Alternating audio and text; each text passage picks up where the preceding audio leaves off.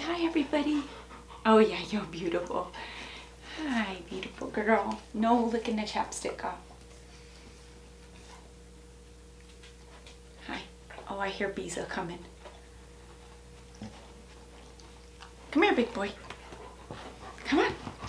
Oh, here he is. Here's the big tank. I've got the doodles. I'm in doodle heaven. You can't have my chapstick either. You want to say hi? Come on, get up here. I don't know if there's room up here. Oh boy. Okay, you want to show us? Say hi, everybody. Hi. Oh gosh. Woo. I've got both doodles. Biza, say hi to everybody. Say hi, big boy. Hi.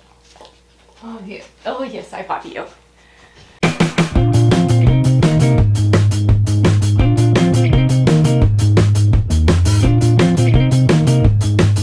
Hello everyone, happy Saturday morning to you all. I wanted to jump on here and give you all an update. It's been about a week and a half since we took Ray down to the main City of Hope hub in Duarte, California, where he was going to meet with the surgical oncologist, the gastric surgical oncologist, to see if they would consider doing surgery on him to remove what was left of the cancer in his esophagus/stomach. For those of you who are new to my channel, my son Ray is 28 years old and on September 26th was diagnosed with stage 4 gastric cancer that had metastasized from his esophagus to his liver. He had a tumor the size of a golf ball on his liver and one the size of a grape in his cardia, the esophagus, which is basically the base of your esophagus right down below your rib cage where the opening of your stomach is. And Ray has undergone 12 infusions of chemotherapy/immunotherapy. He has one immunotherapy and 3 separate chemotherapies that he is infused with, one of which goes home with him in a pump that they attach to his port that he is then infused with for an additional 46 hours. My son, once he was diagnosed, they decided to go very aggressive on him because of his age, and they went with the strongest chemos that they could give him. And after 6 infusions, he responded very well to the treatment. Most of the cancer was pretty much gone except for the one tumor in his cardia that was the size of a grape. So with that being said, his oncologist at City of Hope here in the town that we live with then recommended him to surgical oncology in Duarte. Now, in order to even be considered for this surgery, Ray had to have had a pretty remarkable response to the chemotherapy and the immunotherapy, which he did. And so once we went down there a week and a half ago to meet with her, she kind of went over everything with us, and it wasn't kind of a cut and dry yes or no, we can do surgery. His surgical oncologist is Dr. Wu, and she said that she wanted to redo all of the testing and have current tests and results. So with that being said, this past week, Ray has started the testing. She wanted to do a new MRI of his liver, and she wanted to do that to see how many lesions were on his liver total. Now, I guess to my understanding, and I could be off a bit and wrong, I thought lesions were the same thing as cancer tumor, but I'm not thinking that they're one and the same. Lesions, from my understanding, are kind of like a scar that is left on his liver from where a cancerous tumor once was. Now, does that mean that cancer is still there? I don't think it does. I think it's basically just a scar of where that tumor was and from the chemo treating it and kind of killing it. Now, She wanted to do an MRI to see exactly how many lesions were on Ray's liver. To our knowledge, it was just the one that was the size of a golf ball. But she said sometimes in the MRI and PET scans that are done outside of a cancer facility, sometimes things can go unseen or missed.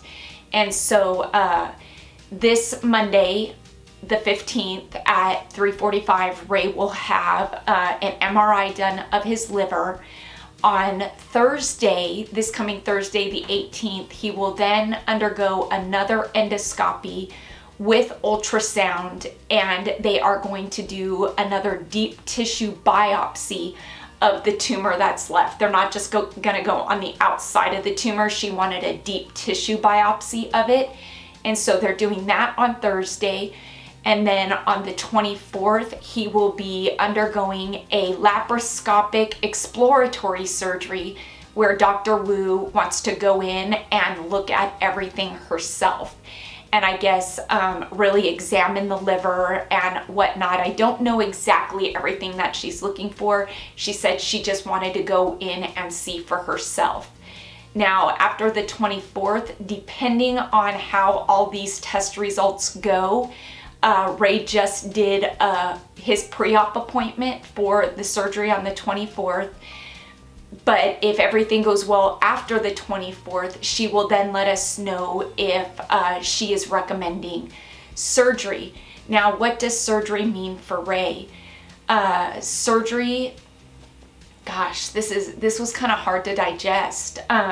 Surgery for Ray would mean a full total gastrectomy.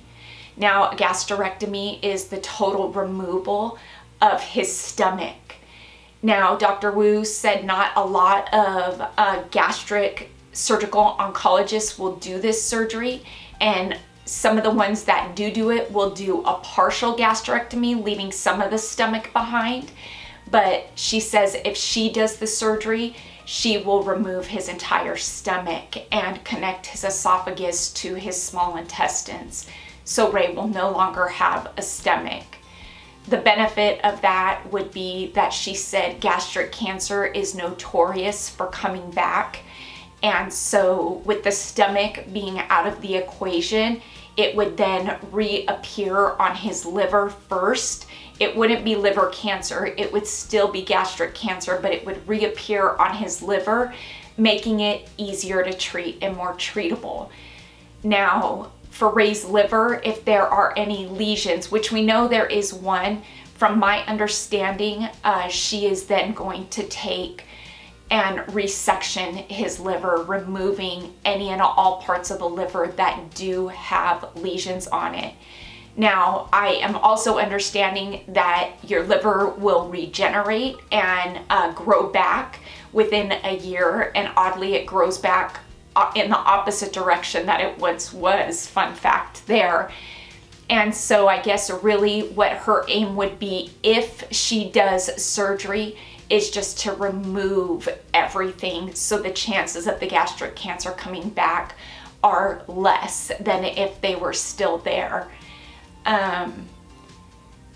Ray will not need a feeding tube if he doesn't have a stomach. He may need one for a couple of weeks after the surgery while he's healing, but he will be able to otherwise live a somewhat normal life, not having a stomach. He will just need to eat more frequently from my understanding, and he may get fatigued a bit quicker because his body isn't absorbing as much of the nutrients that it would typically be absorbing if you had a stomach.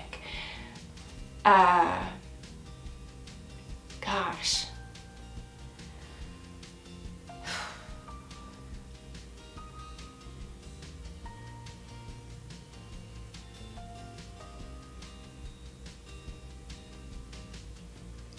As much as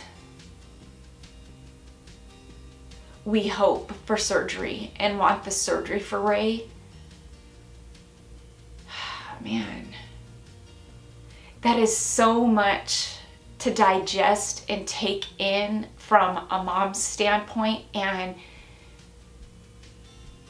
like looking in a window at Ray at 28 and thinking to myself, like, wow, that is so much for him.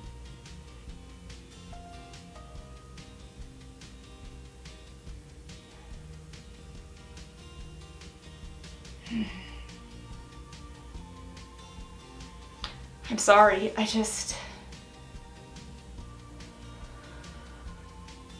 hate this for my son, and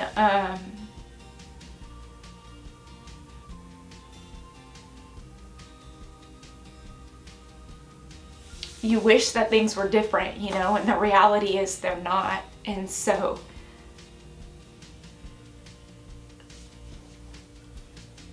at this point, it's really just trying to give Ray the best quality life that he can have after this cancer.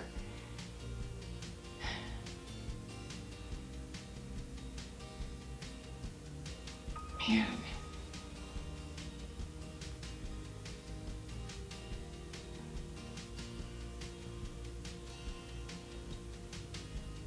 So much. So yeah, that's kind of where we're at. We went down on, what date was it? Gosh, I've totally even lost track of time. We went down on Wednesday, like I said, and did his pre-op. They did all the blood work, chest x-ray, EKG for the exploratory surgery on the 24th. And everything came back normal. Like I said, he just finished his 12th infusion. His 13th infusion is scheduled to be on the 23rd before his surgery, but I'm assuming that since he's gonna have that surgery, that will be put off a week. And I guess we just kind of wait and see. If surgery isn't an option for Ray, we found out that his tumor, the tumor marker is called R2. Now, when you have cancer, not all the tumors are the same for gastric cancer. And so when they do blood work and all the testing that they do, they look for the markers so they can identify what specific tumor it is. Now, Ray's tumor marker, we were told, was a very rare tumor marker. And when I heard that, I instantly kind of, I guess, associated it with bad news, when in fact it wasn't bad. It was rare on the good side, because the gastric cancer tumor marker that he has, which is R2, is seen in breast cancer patients. And there is a medication that is out that is working remarkably well with the R2 tumor marker in targeting that specific tumor. It's not just an all-around treatment like chemo is for gastric cancer. It actually targets that specific tumor. And so that is also an option as well. Is that an option before the surgery?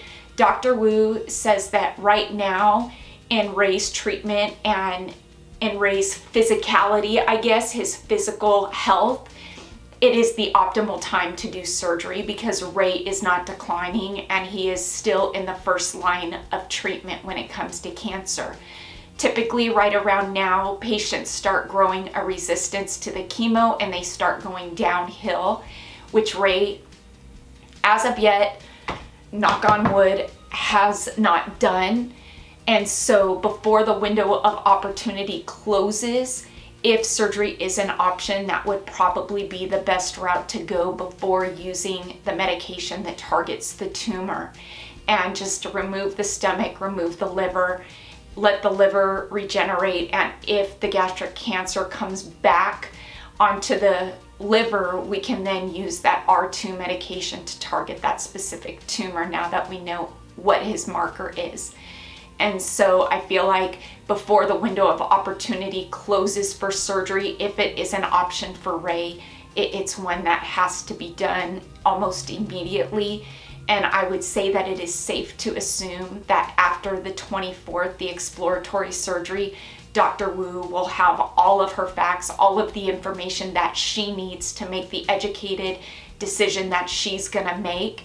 And if surgery is an option, it will probably be done fairly quickly thereafter that exploratory surgery to ensure that the window of opportunity for this surgery for Ray doesn't close and it's being done at the optimal time.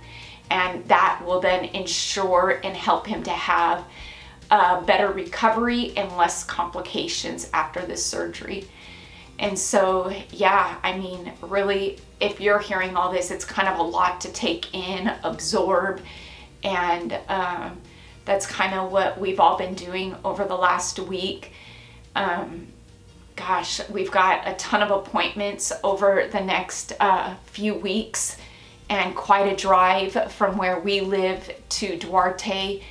And so, yeah, our life will kind of be just living this right now and doing what we need to do to get Ray happy, healthy, so he can live a long, fruitful life. And yeah, and so I will ask that you all just please keep us in your thoughts and prayers. I know I call on you a lot for that, to send us strength and good energy and positive vibes. It really does help us. I feel like it's gotten us as far as we've gotten so far. It has kept us strong, and I've used the analogy in the past that we really genuinely do feel all of your thoughts and your prayers and your well wishes. It's like you all are standing right behind us, pushing us up this hill that we're going up, and we just kind of look back and there is a sea of people back there just pushing us up this hill. And I will tell you more than ever that that is what I know I need it, and I know that Ray and Kayla and Allie feel it as well. I have positive feelings about this, but just as a mom, it is so much to take in, and I can only imagine what it feels like to be Ray at 28 dealing with this. And so what I really just want for him is just to be living his life as a 28-year-old, like every 28-year-old guy should be living. And he's not right now, but he's gonna be, and that's what I'm holding on to.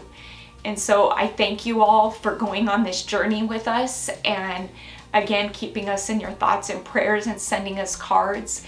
I hope you all have an amazing Saturday. Tomorrow is Mother's Day, and I hope for each and every one of you who is celebrating tomorrow as a mom, I hope you have the most amazing day.